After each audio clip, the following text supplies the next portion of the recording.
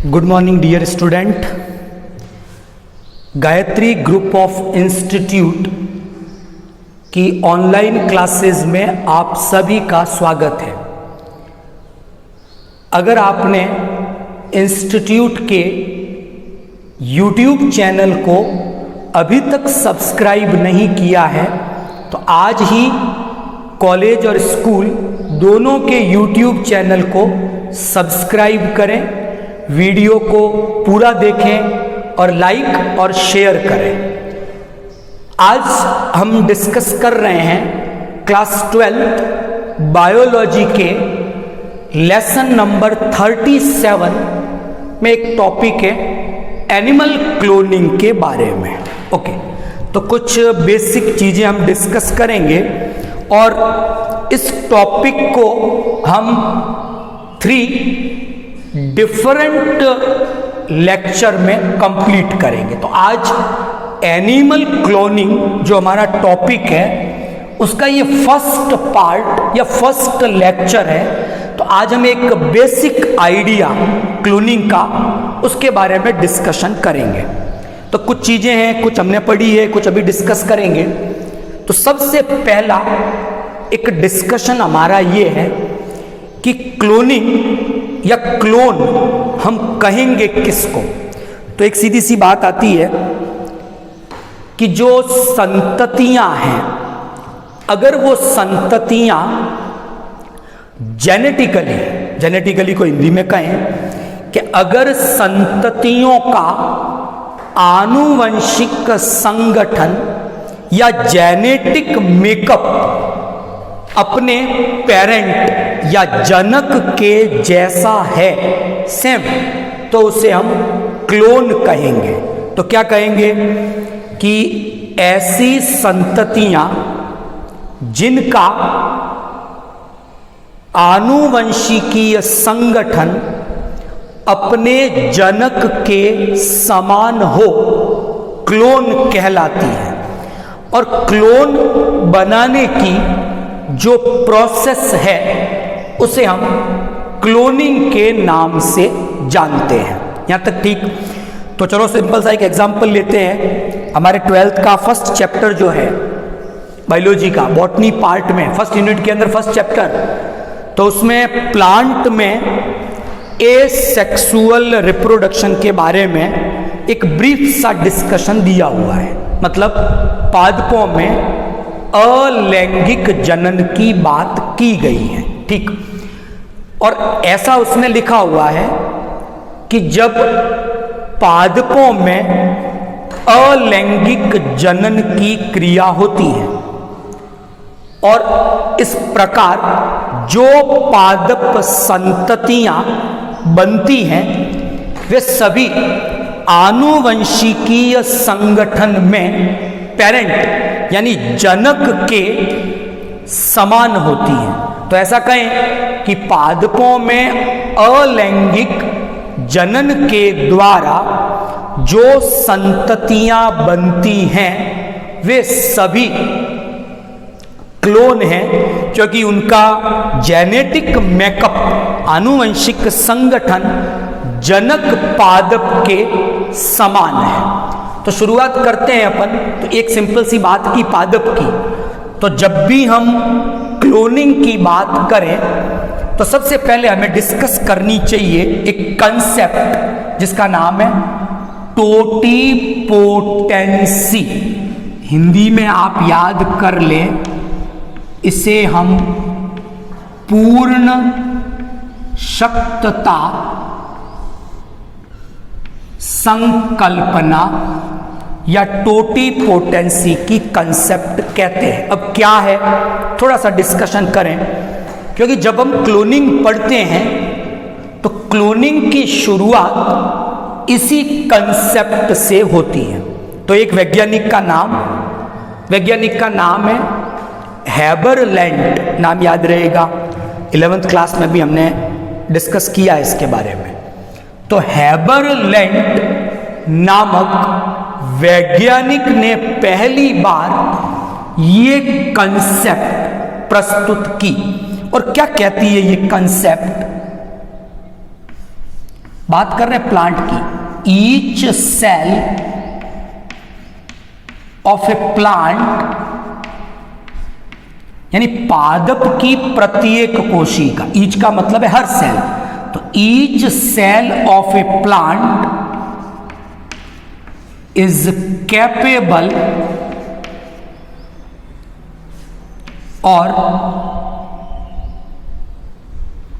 Capable और potent,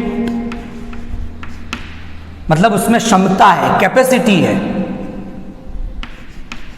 to develop a complete plant. तो मैं अगर हिंदी में इस बात को कहूं कि हेबरलैंड ने अपनी इस टोटीपोटेंसी की कंसेप्ट में क्या कहा, तो हम क्या कहेंगे कि पादप की प्रत्येक कोशिका में ये क्षमता होती है कि वो एक संपूर्ण पादप का विकास कर सकती है, और पादप कोशिका की इसी कैपेसिटी को, पोटेंशियल को हम टोटीपोटेंसी या पूर्ण शक्तता कहते हैं। कंसेप्ट समझ में आ गई। अब इस कंसेप्ट का क्लोनिंग से क्या रिलेशन है, मतलब हम क्या करें कि पादप शरीर से कोई भी एक सेल ले ले और उस कोशिका का उपयोग करके हम एक संपूर्ण पादप का निर्माण कर सकते हैं। इसका मतलब प्लांट की हर सेल में टोटीपोटेंसी है, पूर्ण शक्तता है, इसलिए प्लांट में क्लोनिंग की प्रक्रिया सामान्यतः हो सकती है या की जा सकती है। प्लांट टिश्यू कल्चर, पादप ऊतक संवर्धन, शांताराम जी ने आपको बायोटेक में अलग से इसके बारे में डिस्कस किया है। तो पादप ऊतक संवर्धन तकनीक में हम करते ही क्या है कि पादप की किसी सेल को ले ले या कोशिकाओं के समूह, एक हम एक्स प्लांट लेते हैं पादप का कोई भाग, और उसकी सहायता से एक संवर्धन माध्यम पर हम एक संपूर्ण पादप का निर्माण कर सकते हैं। यहाँ तक ठीक। तो पादपों में तो क्लोनिंग बहुत सरल है, करवाई जा सकती है, क्योंकि उनकी हर सेल में टोटीपोटेंसी, पूर्ण शक्तता पाई जाती है। वैज्ञानिक का नाम याद हुआ जिसने ये कंसेप्ट दी, हेबरलैंड। Okay, clear. ये कंसेप्ट क्या है वो आपको समझ में आया। अब हम बात करते हैं, हमारा टॉपिक एनिमल क्लोनिंग है। क्या जैसे पादपों में क्लोनिंग करवाई जाती है या हो रही है, क्या वैसे ही तरीके से जंतुओं में क्लोनिंग संभव है? हम उस पर डिस्कशन कर रहे हैं। तो बात आती है टोटीपोटेंसी की। तो जंतुओं के शरीर की प्रत्येक कोशिका में इतनी क्षमता नहीं है, दे हैव नो कैपेसिटी, इतना पावर, इतना पोटेंशियल नहीं है कि वो एक संपूर्ण जंतु का निर्माण कर सके। अच्छा, कंक्लूड करें, निष्कर्ष करें तो क्या कहेंगे कि जंतुओं की प्रत्येक कोशिका है वो टोटीपोटेंट, पूर्ण शक्त नहीं है। मतलब किसी भी जंतु की किसी भी कोशिका को उपयोग में लेकर हम क्लोनिंग नहीं करवा सकते, संपूर्ण जंतु का निर्माण नहीं करवा सकते। यहां तक ठीक। तो अब जंतुओं में क्लोनिंग कैसे होगी? तो शुरुआत होती है गुर्दिन नामक वैज्ञानिक के प्रयोगों से। तो एक प्रयोग हम सिंपल सा डिस्कस करेंगे, उसके बाद एनिमल में क्लोनिंग के कुछ मेथड है उनको आउटलाइन आज डिस्कस करेंगे, फिर कल से इस मेथड को पूरा डिटेल पढ़ेंगे। यहां तक ठीक। तो अभी हम डिस्कस कर रहे हैं गुर्दिन के एक्सपेरिमेंट के बारे में। एक्सपेरिमेंट केवल आपको समझना है, बहुत सिंपल है। क्या एक्सपेरिमेंट है समझते हैं। पहली चीज, गुर्दिन ने प्रयोग क्यों किए? गुर्दिन ने अपने इन एक्सपेरिमेंट के द्वारा केवल ये निष्कर्ष निकाला है कि जंतुओं में वे कौन सी कोशिकाएं हैं जो टोटीपोटेंट हैं, यानी पूर्ण शक्त हैं, और जिन कोशिकाओं की सहायता से हम एनिमल की क्लोनिंग कर सकते, केवल ये निष्कर्ष निकालना है उसको। तो क्या एक्सपेरिमेंट किए गुरदिन ने, क्या किया गुरदिन ने? टेडपोल लार्वा लिया अपने एक्सपेरिमेंट के लिए। किसका है टेडपोल लार्वा? यस, मेढक फ्रॉग जो है उसके लाइफ साइकिल में एक लार्वा है जिसका नाम है टेडपोल लार्वा। एक तो वो काम में लिया, ठीक बात है। क्या किया? अब ये सिद्ध करना चाहते हैं कि एनिमल में टोटीपोटेंट सेल कौन सी है। तो एक्सपेरिमेंट के लिए जो मॉडल काम में लिया है वो है मेढक का tadpole larva. Is it clear? Number 2, क्या किया कि फ्रॉग का एक अनफर्टिलाइज एग लिया है, मतलब अनिषेचित अंडा, अंडाणु कह दो, अभी तक उसमें फर्टिलाइजेशन नहीं हुआ है। तो दूसरी चीज क्या काम में ली? फ्रॉग का, मेढक का एक अनिषेचित अंडा काम में लिया गया। तो एक तो ले लिया टेडपोल लार्वा मेढक का, दूसरा काम में लिया अनफर्टिलाइज एग, अनिषेचित अंडा, वो भी मेढक का, ठीक।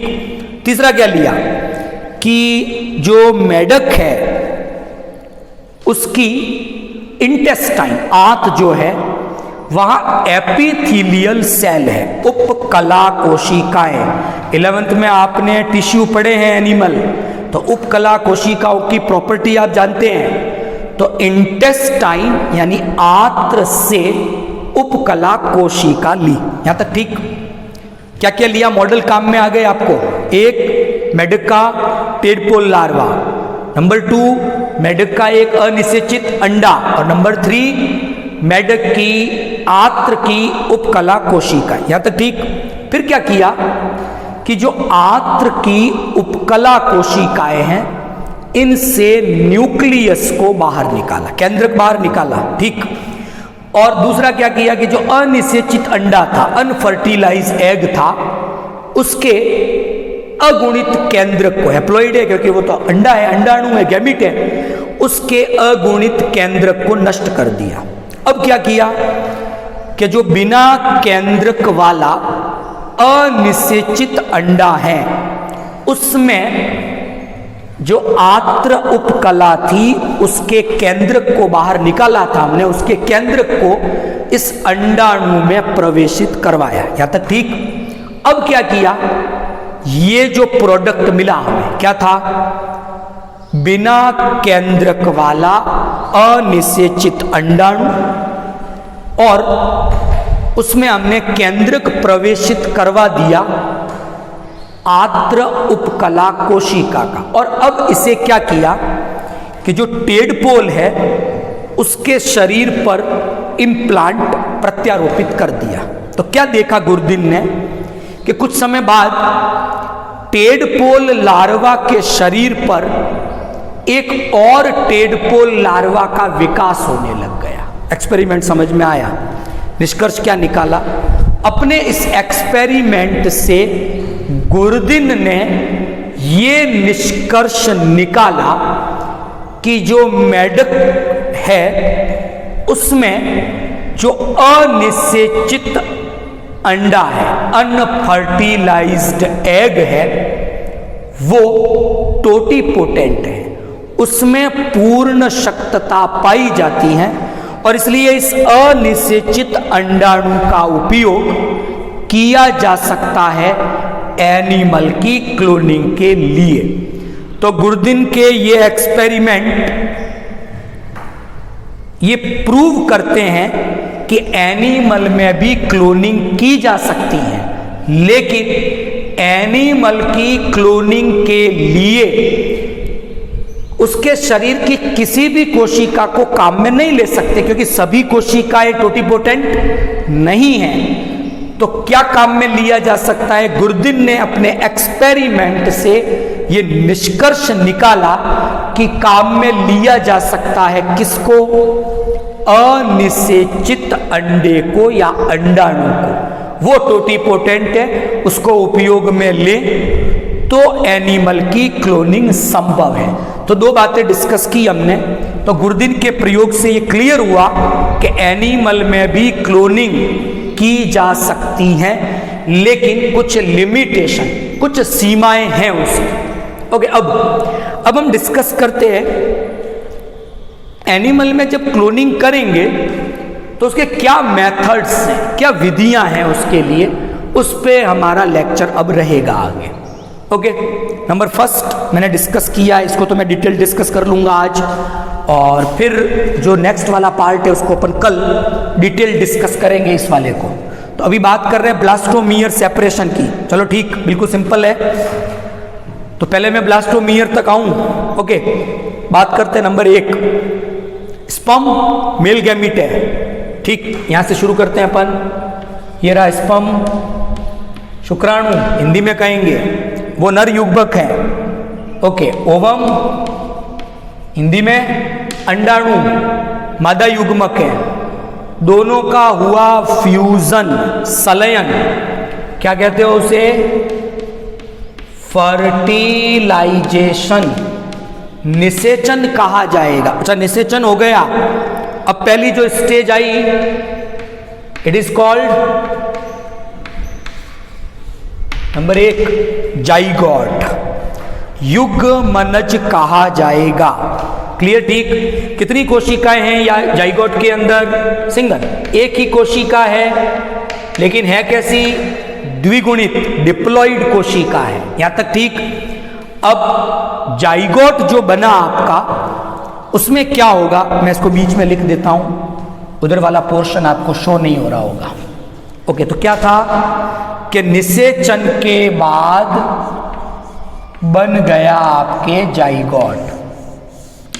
जाइगोट में कितनी सेल है? सिंगल सेल, लेकिन है कैसा वो, द्विगुणित, डिप्लॉइड।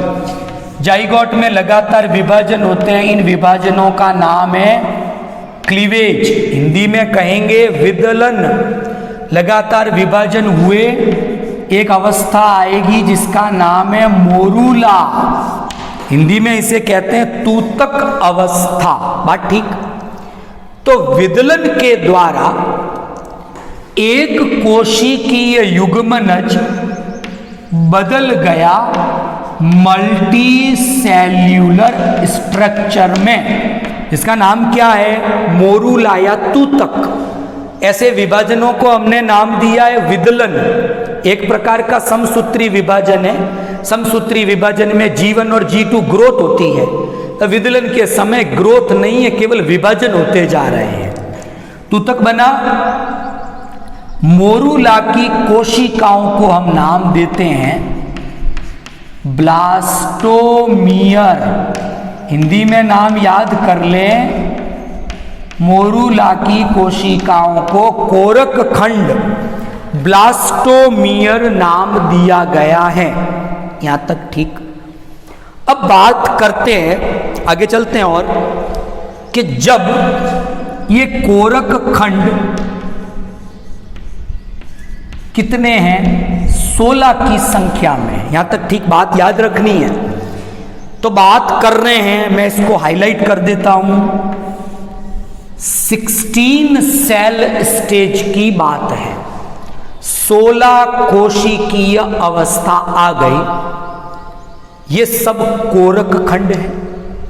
तो इस अवस्था तक हर ब्लास्टोमियर में क्षमता है कि वो पूरे जंतु का निर्माण कर सके। मतलब 16 सेल स्टेज तक हर कोरक खंड टोटीपोटेंट है, पूर्ण शक्त है। बात ठीक?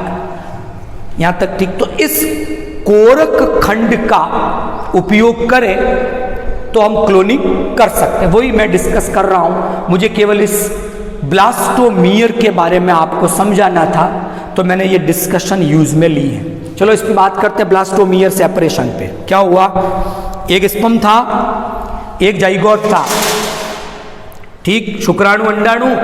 मानव की बात कर रहा हूं, तो मानव में निषेचन की क्रिया इंटरनल आंतरिक है। कहाँ होती है? मादा जंतु के प्रजनन तंत्र के फैलोपियन ट्यूब वाले भाग में। कहाँ हो रहा है निषेचन? फैलोपियन ट्यूब में निषेचन हुआ, क्या बन गया? जाइगोट, युग्मनज बन गया। फैलोपियन ट्यूब से वो युग्मनज लगातार आगे खिसक रहा है और फाइनली उसको पहुंचना है गर्भाशय में, यूटेरस, जहां पर 9 महीने तक भ्रूण का परिवर्धन होगा। यहां तक पढ़ा हुआ है हमने। इस दौरान अभी वो पहुंचा नहीं है गर्भाशय तक, अभी लुढ़क रहा है, चल रहा है। तो उसी समय उसमें विदलन शुरू हो जाएंगे और कौन सी अवस्था आ जाएगी? मोरूला अवस्था आ जाएगी। ठीक है, यहां तक जाइगोट कितना था? एक ही था। विदलन हुआ, मोरूला बन गया और कितनी स्टेज तक पहुंचा? अभी वो 16 सेल स्टेज तक। उससे पहले की बात कर रहा हूं। अभी उसने इस अवस्था को क्रॉस नहीं किया है और मैकेनिकली किसी कारण से, कोई यांत्रिक कारण हो सकता है या कोई और कारण हो सकता है, ये जो 16 सेल स्टेज से पहले की मोरूला अवस्थाएं हैं, क्या हुआ उसमें कि ब्लास्टोमियर्स जो हैं वो मैकेनिकली या किसी और कारण से एक दूसरे से सेपरेट हो गई, पृथक हो गई, अलग हो गई, 2 भाग हो गए मान लो। और अब हमने कहा था ये तो पूर्ण शक्त हैं और इन दोनों ने सेपरेट या पृथक होने के बाद अलग अलग परिवर्धन किया, गर्भाशय में पहुंची, 2 भ्रूण बन गए और इस प्रकार 2 संततियां बन गई। इस तरह से अगर क्लोनिंग हो, क्योंकि ये जो 2 संततियां बनी वो एक ही जाइगोट से बनी है, इसका मतलब दोनों का आनुवंशिक संगठन बिल्कुल एक जैसा होगा। ये जो इस प्रकार जो ये हमने क्लोनिंग की, ये जो मेथड है क्लोनिंग का, इस मेथड को हमने नाम दिया है ब्लास्टोमियर सेपरेशन, कोरक खंड पृथक्करण विधि। यहां तक ठीक? अच्छा, इस विधि से हुआ क्या? जुड़वा देखते हैं हम, ट्विंस। तो यहां पर जो क्रिया हुई है वो जुड़वा बनने की क्रिया है।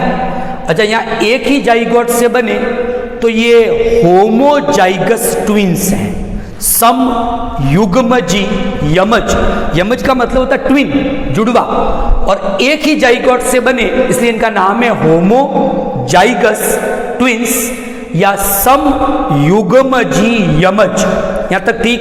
तो इस तरह से हो सकता है। अब ये क्रिया में तो एम्ब्रियो डबल हुए हैं, जुड़वा बनने की क्रिया है, इसलिए इस मेथड का नाम एम्ब्रियो ट्विनिंग ये भी कह सकते हैं, ब्लास्टोमियर सेपरेशन भी नाम दिया जा सकता है। तो आप एम्ब्रियो ट्विनिंग कह दें, एम्ब्रियो की क्लोनिंग कह दें या ब्लास्टोमियर का सेपरेशन कह दें, इन अलग अलग नामों से इसको जानते हैं। और कॉमन रूप से हमारे आसपास, हमारे रिलेटिव्स में ऐसे जुड़वा हमें दिखते हैं जिनकी शक्ल बिल्कुल एक जैसी है। They are the homozygous twins. यहां तक ठीक? कभी और डिस्कस करेंगे हेटेरोजाइगस ट्विंस के बारे में। वो विषम युग्मजी यमज है, वो एक ही जाइगोट से बने हुए नहीं है। कई बार गलती से 28 दिन के चक्र में जो मेंस्ट्रुअल साइकिल है, रज चक्र है, उसमें 2 अंडाणु बन जाते हैं, दोनों का अलग अलग शुक्राणुओं से संलयन हुआ, दोनों जाइगोट अलग अलग मोरूला, अलग अलग ब्लास्टूला बनाए, अलग अलग परिवर्धन हो, तो ऐसे जो जुड़वा होंगे वो जेनेटिकली सिमिलर नहीं होंगे, वो हेटेरोजाइगस विषम युग्मजी यमज होते हैं। उनके बारे में कभी और डिस्कस करेंगे। पहला मेथड हो गया। सेकंड जो क्लोनिंग का मेथड है वो है न्यूक्लियर ट्रांसफर मेथड। इसके बारे में अलग से अपन सेकंड पार्ट में डिस्कस करेंगे। मैं कुछ जनरल इंट्रोडक्शन डिस्कस कर रहता हूँ। रोजलिन इंस्टीट्यूट है, उसके 2 साइंटिस्ट हैं, इयान विल्मट और दूसरे का नाम है किथ कैंपबेल। नाम याद रहेंगे, बहुत इजी से नाम है। तो इन 2 वैज्ञानिकों ने ये विधि काम में ली पहली बार, केंद्रक स्थानांतरण विधि, न्यूक्लियर ट्रांसफर मेथड। और इसी विधि द्वारा इयान विल्मट ने और किथ कैंपबेल ने पहली बार एनिमल क्लोनिंग की क्रिया द्वारा डॉली नामक भेड़ का निर्माण किया। तो तो जो डॉली शिप बनाई गई वो इस मेथड से बनाई गई। इस मेथड के बारे में कल के वीडियो में हम एक डिटेल डिस्कशन करेंगे कि इन वैज्ञानिकों ने डॉली की जो क्लोनिंग की उसमें क्या स्टेप काम में लिए, क्या काम करने का तरीका था इनका, उस पर हम अलग से एक वीडियो डिस्कस करेंगे। यहाँ तक ठीक आपको समझ में आया होगा। अच्छा, इसके अलावा वर्तमान में हम क्या करते हैं कि कंप्लीट एनिमल की क्लोनिंग तो हम कर ही रहे हैं, उसके अलावा जीन की क्लोनिंग की जा रही है, ऑर्गन की क्लोनिंग कर रहे हैं कि कई बार क्या होता है किसी का कोई अंग, किसी व्यक्ति का कोई अंग काम करना बंद कर दे, जैसे किडनी फेल्योर हो गया, रीनल फेल्योर, किडनी काम नहीं कर रही है, तो उस समय आवश्यकता पड़ती है कि अगर हम ऑर्गन की क्लोनिंग कर पाए, अंगों का निर्माण कर पाए, तो ये एक बढ़िया तरीका हो सकता है उपचार का, ट्रीटमेंट का। इसके अलावा जीन क्लोनिंग, बायोटेक्नोलॉजी में शांताराम जी ने डिस्कस किया होगा आपको कि कई बार कुछ जीन डिफेक्ट हो जाते हैं, त्रुटियां आ जाती हैं, तो जीन में त्रुटियां आने से कई जेनेटिक डिसऑर्डर, आनुवंशिक असामान्यताएं आ जाती हैं, और वर्तमान में उनके लिए हम क्या करते हैं, जीन थेरेपी काम में लेते हैं। त्रुटि युक्त जीन को हटाया, उसकी जगह एक स्वस्थ जीन को लगा दिया। ये सब आनुवंशिक अभियांत्रिकी, जेनेटिक इंजीनियरिंग का हिस्सा है, आप लोग डिस्कस कर चुके हैं, उसके बारे में पढ़ चुके हैं। तो उसके लिए आपको एक करेक्ट सही जीन की आवश्यकता होती है।